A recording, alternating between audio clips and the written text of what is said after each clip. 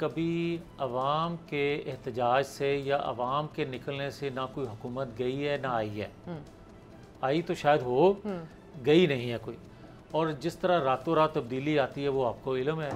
तो जो आप कह रहे हैं कि अडयाला जेल में सहूलतें मौजूद हैं या किसी को इंटरनेशनल कुव्वतों से उम्मीद थी और इंडियन जंग के बाद वो इंटरनेशनल जो उम्मीद थी वो तो ख़त्म हो गई, मगर जो लोकल सतह पे जो उसकी सहूलतकारी हो रही थी वो कुछ सहूलतकार पकड़े जा चुके हैं, कुछ सहूलतकारों के गिर्द घेरा तंग होने वाला है या हो रहा है।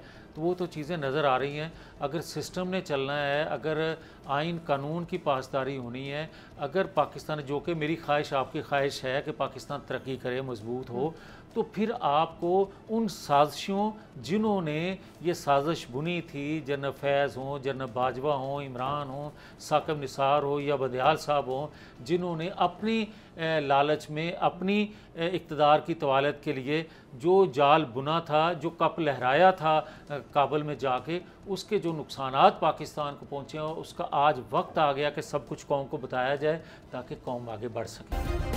सब्सक्राइब करें और बेल दबाएं ताकि कोई खबर रह न जाए।